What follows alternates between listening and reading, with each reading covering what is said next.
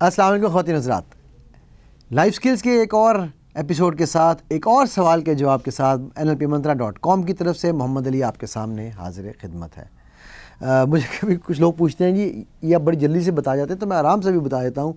NLP, N for neuro, L for linguistic, P for programming, Mantra MANTRA.com।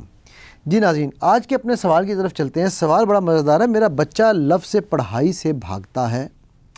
जैसे ही school की पढ़ाई या homework की बात करूं, फ़ौरन रोना धोना और साफ इनकारी हो जाता है। कभी मूड अच्छा हो या किसी चीज़ के बदले बात की जाए तो होमवर्क करता है। गैर जिम्मेदारी बहुत है। उम्र 10 साल हो गई है। आपने सोचा ये हंस क्यों रहा हूँ इस बात के ऊपर? होती नजर मैं हंस इसलिए रहा हूँ कि हम अपने बच्चों के, अगर मैं इसके ऊपर पहले भी कई बार बात कर चुका हूँ, तो मैं एक बार थोड़ी सी बात रिपीट करूँगा। अगर मुझे अपने बच्चों की ज़िंदगी रीराइट करने का मौका मिले तो मैं 7 साल से पहले अपने बच्चों को स्कूल में दाखिल ना कराऊँ। मेरे बच्चे सारे माशाल्लाह अब इस एज से निकल चुके हुए हैं, तो इसलिए मैं वो दोबारा नहीं कर सकता जो कि मैंने उस वक़्त अपने अनजाने में गलतियाँ की।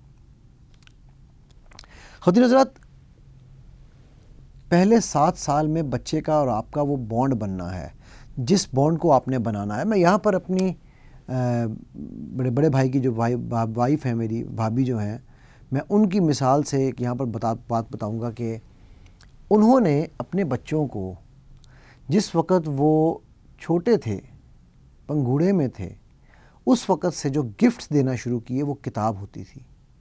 कोई ना कोई किताब, हर अच्छे काम पर किताब गिफ्ट में मिला करती थी, और वो ख़ुद साथ बैठकर फिर पढ़ती थी उस किताब को उनके साथ। और वो बच्चा 1 साल का, 6 महीने का, उसको नहीं पता, लेकिन वो बैठकर पूरी किताब पूरे तासुरात के साथ वो बच्चे के साथ पढ़ती थी। माशाल्लाह उनके बच्चे भी किताबों के वो ऐसे शदाई हैं कि उनको आप लाकर बड़ी से बड़ी गेम दे दें या उनको कहें कि यार तुम आओ मोबाइल पे गेम खेल लो, ये कर लो, वो कर लो, उनकी पहली कोशिश होती है मैं किताब पढ़ लूँ। जी हाँ ख़वातीन हज़रात, मैं किताब पढ़ लूँ। वो स्कूल में भी जाते हैं तो कहते हैं यार हम लोग, मतलब पढ़ाई का उनको शौक़ बना, क्योंकि माँ भी उनके साथ बैठ के, बाप भी उनके साथ बैठ के, दोनों माँ बाप बैठकर बच्चों के साथ वो किताबें पढ़ते हैं, बल्कि अपनी भी किताबें पढ़ते हैं। तो वो आगे कई दफ़ा छोटी बेटी उनकी वो किताबों पे हाथ लगाना शुरू कर देती है कि पहले मेरी किताब का मुझे बताएं, पहले मुझे ये समझ नहीं आ रहा, मुझे समझाएं, फिर आप अपना पढ़ें। मतलब वहाँ पर उस घर में झगड़ा इस पे नहीं हो रहा होता कि मुझे टाइम देना, झगड़ा इस पे हो रहा है कि किसकी किताब पहले पढ़ी जाएगी।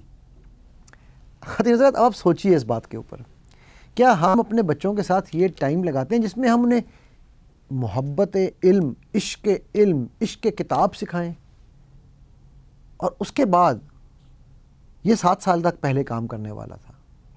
उसके बाद हम उन बच्चों को फिर ज़बरदस्ती उठाते हैं और उनको स्कूल भेज देते हैं।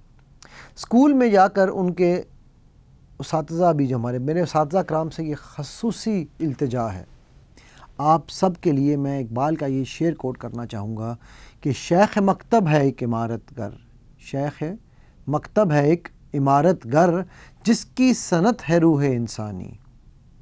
सो आपकी ये इंडस्ट्री है। रूह इंसानी कौन है, कहाँ से आई है? वो अल्लाह का नूर है, अल्लाह ने फूंकी है। सो आप एक अल्लाह के नूर की इंडस्ट्री में हैं। आपका ये काम है कि आप इस इंडस्ट्री को बढ़ावा दें।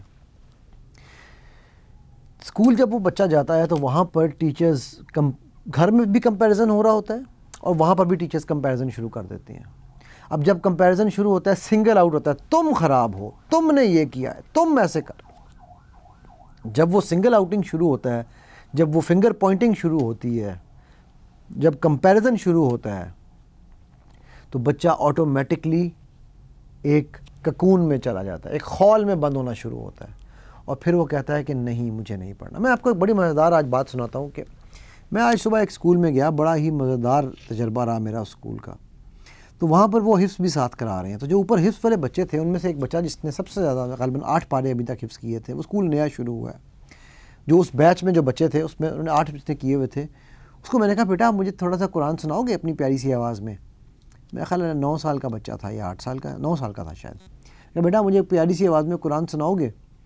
उसने कहा, वो कुछ नहीं कहा बच्चे ने, वो शर्मा कर यूँ छुप कर पीछे को चल पड़ा। मुझे बड़ी हैरत हुई। फिर मैंने बाकी बच्चों से सबसे गपशप मारी, सबसे पूछा, 2-3 बच्चों को और कहा। एक बच्चे ने बड़ी खूबसूरत सूरह रहमान पढ़कर सुनाई। मैं फिर उस बच्चे के पास वापस आया, मैंने कहा शायद अब ये बच्चा बोले। खैर मुझे अंदाज़ा हो गया कि उस बच्चे की आंखों में एक खौफ था, एक डर था। मैंने बाहर निकल के उनके प्रिंसिपल से पूछा, मैंने कहा जी ये बच्चा ऐसे ही है? वो कहने लगे अली भाई ये बच्चा जहाँ से आया है ये 3 ऐसे उस्तादा के पास से आया जो इसको मारा करते थे, और इसके वालिदैन जब इसको हमारे पास लेकर आए तो उन्होंने कहा कि इसकी खाल उतार दें अगर ये नहीं पढ़ता। वो 8 या 9 साल का बच्चा है, अगर ये कुरान नहीं पढ़ता इसकी खाल उतार दें। अल्लाह अकबर। हम बजाय इसके कि बच्चों की कुरान से दोस्ती कराएं, कुरान बच्चों की इल्म से दोस्ती कराएं, हम एज़ वालिदैन क्या कर रहे हैं? मेरे छोटा बेटा रैयान उसका नाम है, उसका जो कुरान का टीचर आया जब हम पाकिस्तान शिफ्ट हुए उसके बाद, तो वहाँ पर हमारे पास उसका टीचर आया पढ़ाने के लिए। उसने मुझे एक दिन फ़ोन 2-3 दिन बाद फ़ोन किया और कहा सर मैं कल से नहीं आ रहा, ये मेरी इज़्ज़त नहीं करता। क्यों, क्या हुआ? सर ये बैठ के पढ़ता ही नहीं, मैं 45 मिनट के लिए आता हूँ और ये सिर्फ 5 मिनट पढ़ता है, 40 मिनट खेलता है। कि यार एक काम करें, आपको मैं आने के पैसे देता हूँ ना, पढ़ाने के पैसे दे रहा हूँ। हाँ हाँ बिल्कुल दे रहे हैं। और मैंने कहा आपने जो मांगे थे उससे ज़्यादा दे रहा हूँ। हाँ बिल्कुल वो भी दे रहे हैं। मैंने कहा आप इसके साथ प्लीज़ 40 मिनट खेला करें और 5 मिनट पढ़ाया करें, इसके दोस्त बन जाएँ। जी ये कैसी बात हुई? ये तो उस्ताद की बेइज्जती की बात है कि उस्ताद एक अपने स्टूडेंट का दोस्त बने। अल्लाह अकबर। तालिब इल्मी, दोस्ती, ये 2 चीज़ें साथ साथ नहीं चल सकती क्या? हमारे नबी पाक सल्लल्लाहु अलैहि वसल्लम दुनिया के बेहतरीन मुअल्लिम, अपने तमाम शागिर्दों के दोस्त थे। सो खैर मैंने उससे कहा, मैंने कहा कि आप इससे दोस्ती करें। उसने खैर अच्छा बच्चा था, उसने मेरी बात सुनी समझी, मैंने तरीके भी उसको समझाए। कोई तकरीबन 3 हफ्ते बाद वो क्या करता था, वो आता था और आके ना बच्चे के साथ बाहर निकल जाना, उसने फ़ुटबॉल खेलनी। फ़ुटबॉल खेलते खेलते साथ उसको उसने दुआएं याद करानी शुरू की।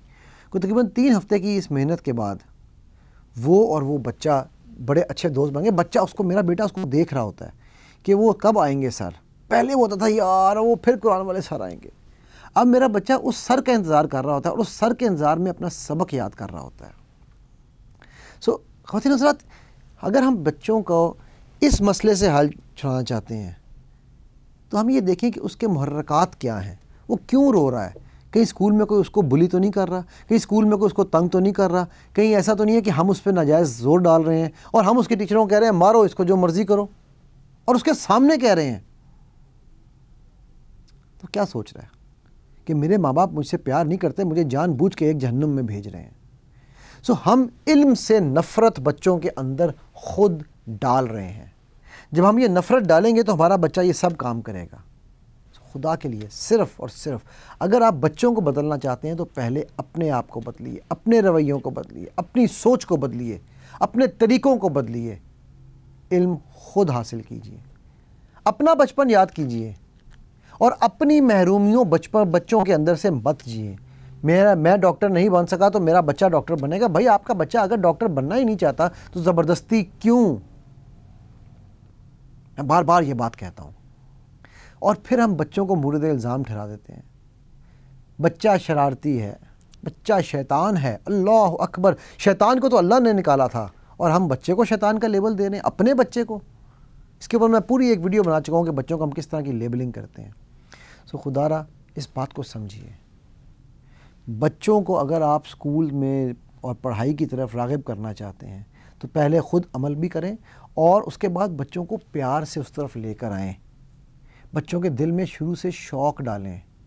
अभी भी वक्त नहीं ख़त्म हुआ, अभी वो 10 साल का है, आप अभी भी ये काम शुरू कर सकते हैं उसके साथ।